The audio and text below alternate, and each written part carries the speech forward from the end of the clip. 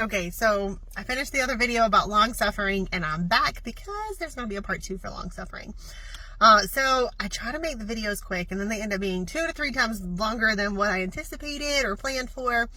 And so I don't typically share a lot of examples, kind of depending on you to think of your own personal examples. But this with long suffering and being patient and slow to anger and things like that, just has me thinking of a lot of just personal examples, and that might help you start thinking through some examples in your own life. So as a teacher, especially a teacher of elementary students, one of the things that I get to do is help children realize and recognize the signs of when they are angry and how to handle that. So working through and helping. So my plea to parents, start when they are little, with anger. Anger is a real emotion, but how we react and how we handle things, that matters. And so teaching our children how to be patient, how to react with kindness, how to show mercy and things like that. Teaching them that at an early age helps that become a habit and part of who they are. And it's, in my opinion, it's easier to learn things the younger you are. Once you've developed habits and get into routines of things, those are harder to break. Typically, it's easy to learn something completely brand new with a few repetitions, but if you learn something else and then you have to break that, it takes, I want to say the research talks about 7 times as long. So it might take, for example, maybe it takes 7 repetitions to do something the first time, but if you've learned a different habit and you're trying to break that habit, then you're going to have to redo it like 49 times. So 7 times 7. So that's just one example. I'm a mom and I have 3 children, and 2 of those are teenage daughters. Enough said, right?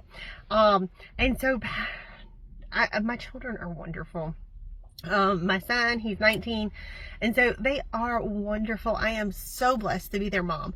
But are there times when our children, whether it's when they are toddlers and they're throwing a tantrum and you're just at your wit's end and how you react to that, or whether they're teenagers who the world is revolving around them, everything's revolving around them, and there's not stopping to consider other people's schedules and other people's thoughts and feelings. And so trying to teach into that and not just react with anger towards those feelings, because they're having real feelings and they're trying to work through this confusion of, I feel this way and this way and this way and this way, and how do I navigate that? So as the parent in their life, long suffering is going to be a huge virtue, a huge thing that you need to be putting on every day.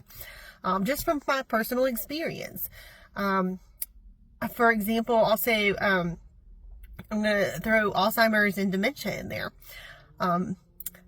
Oftentimes the early signs and things are a lot of repetition, hearing the same stories over and over, hearing the same thing every 5 minutes. That can get taxing, especially for some people.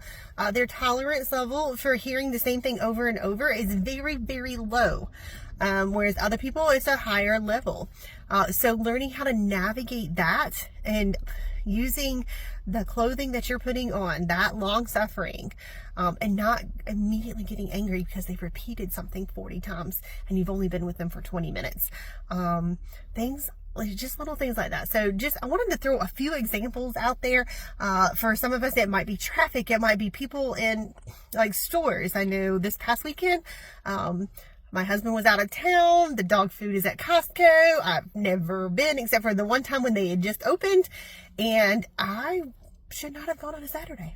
Yeah, I just did not have the patience and tolerance to deal with so many people going in so many different directions and not seeming to be aware that there were other people around trying to go and to get down aisles and things like that. So if you recognize the things that tend to bother you the most, those are the areas you need to work on.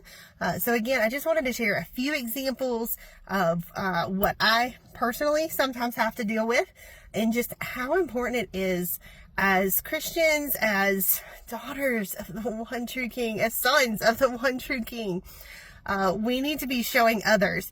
It's hard to expect somebody to do something and things like that if we don't show them. So find that person who needs your mentoring and mentor them, and figure out what you need mentoring for, and find yourself a mentor as well. So be a mentee and be a mentor. And that's just, I just went on for another 5 minutes for y'all. So you're so very welcome, but hopefully this helps you to start thinking and reflecting on the things that you need to work on, so that way you are showing that you're wearing long suffering, that becomes part of who you are on a daily basis. It's not just a once in a blue moon thing. Long suffering should be something that we are in the practice of wearing every single day. And like I said in the original video, yes, we're going to mess up sometimes, and God still loves you.